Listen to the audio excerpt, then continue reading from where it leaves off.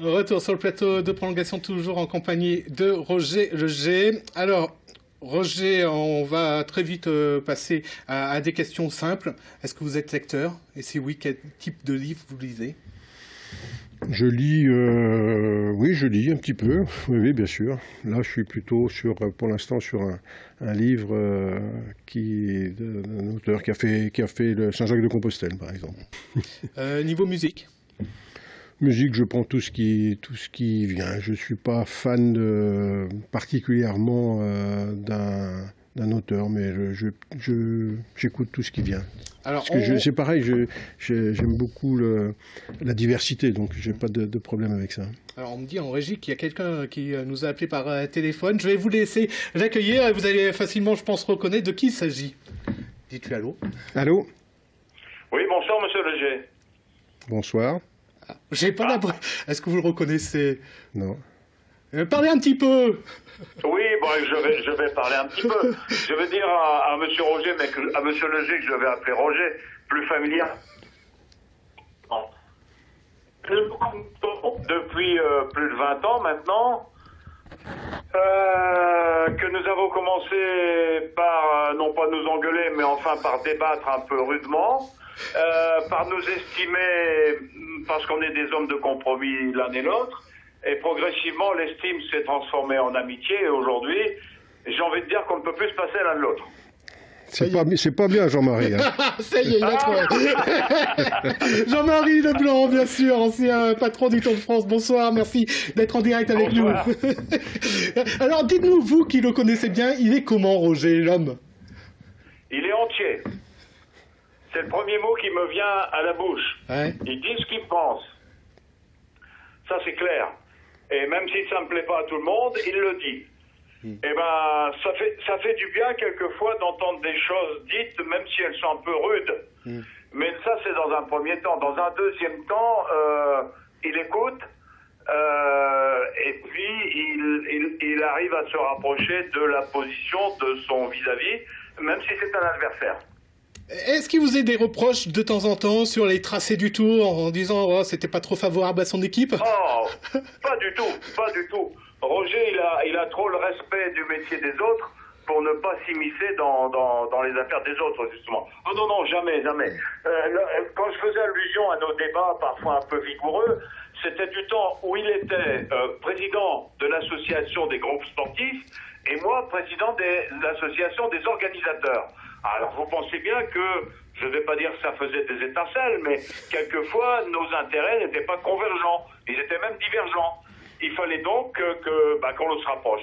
J'ai un souvenir formidable d'un déplacement, ça s'est passé lors nous sommes retrouvés, figurez-vous, loin d'ici, aux États-Unis, au Dupont Tour. Roger voulait à tout prix obtenir de la part des organisateurs du Tour de France une amélioration des frais de déplacement pour les équipes.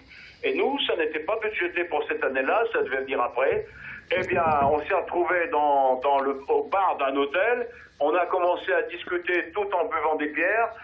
Ça a duré 2 heures, peut-être 3. Et quand on s'est quitté, on avait un peu chaud, mais on avait trouvé une solution. Roger? Oui, c'est des souvenirs formidables. Vous savez, avec Jean-Marie, on a des souvenirs extraordinaires. Je pense qu'on s'apprécie beaucoup. Je pense qu'on a chacun notre caractère. C'est ce que je vous disais tout à l'heure. Notre métier nous a fait rencontrer des gens formidables.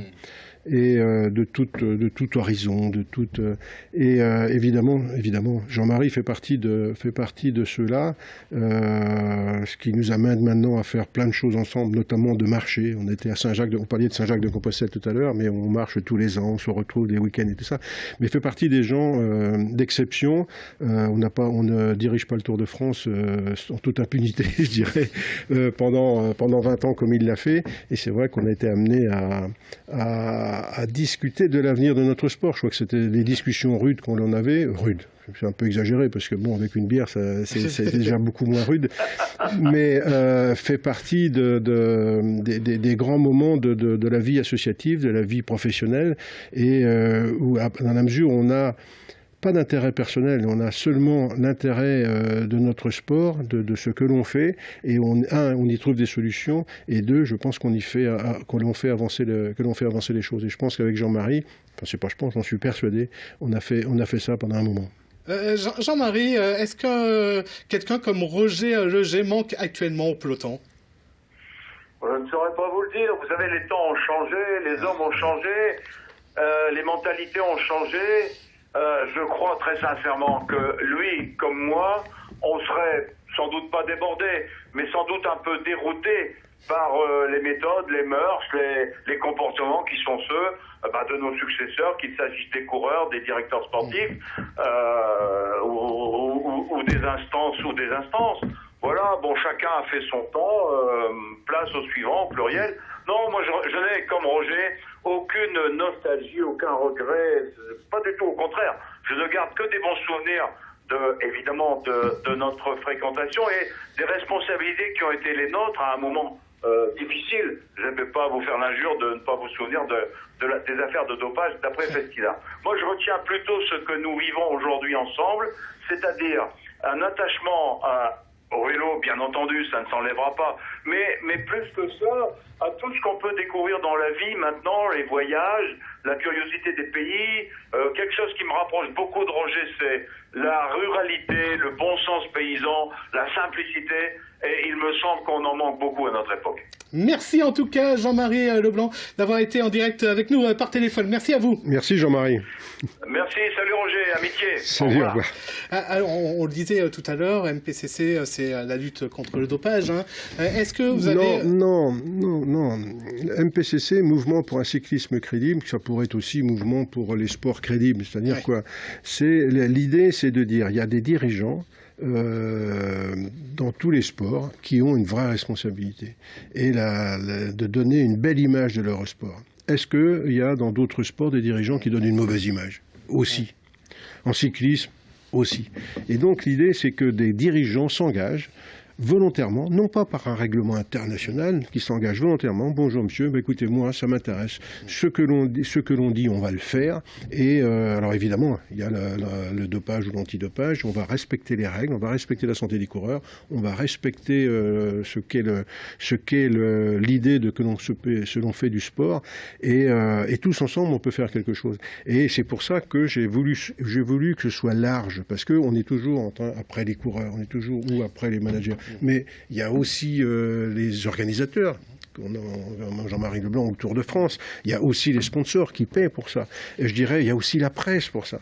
Et vous qui êtes les relais de notre activité, il faut que l'on montre de manière volontaire, de manière calme, sans animosité, que ce sport est crédible, que les dirigeants du sport, pas forcément du sport, sont crédibles et que vous pouvez regarder nos athlètes, vous pouvez regarder les performances sous un autre œil et de manière tout à fait simple et d'apprécier le geste et le résultat. Ce qui doit faire chaud au cœur, malgré les affaires multiples, Festina, Armstrong, le public répond toujours présent au bord des routes.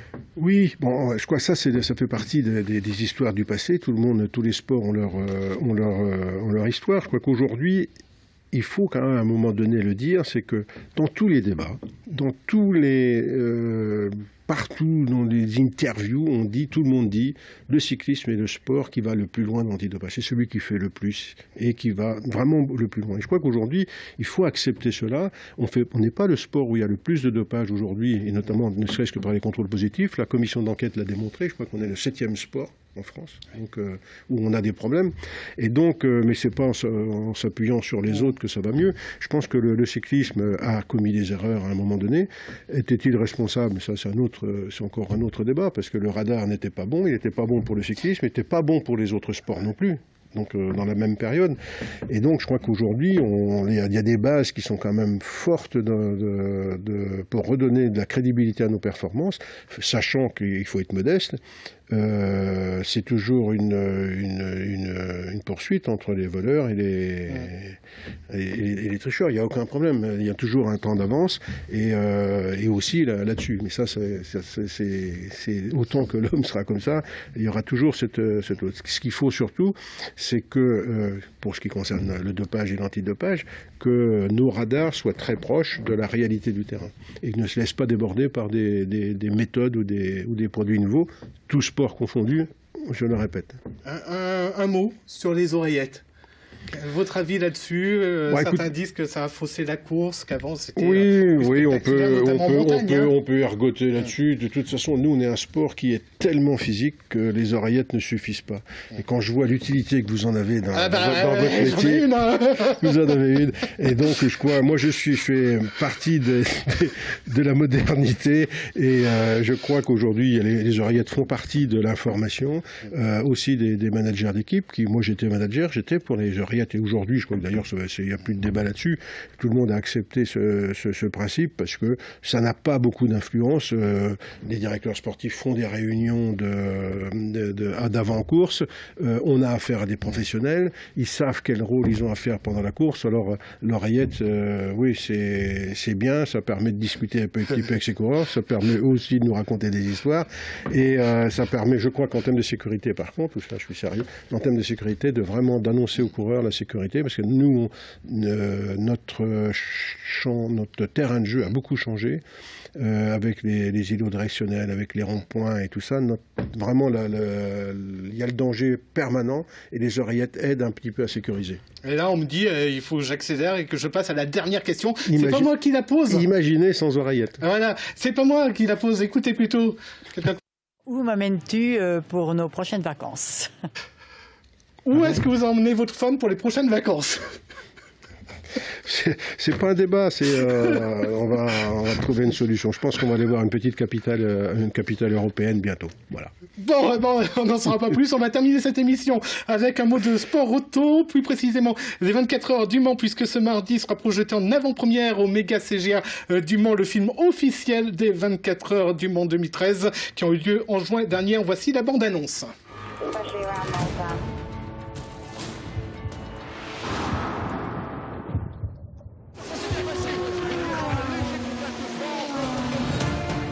Les 24 heures du Mans, la plus grande épreuve d'endurance au monde, ont 90 ans.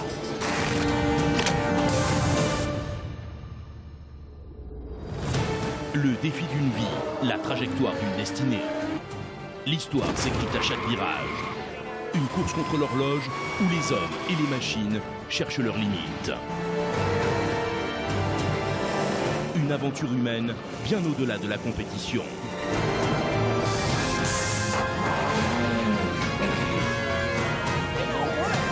L'homme et la technologie dans la légende du sport automobile.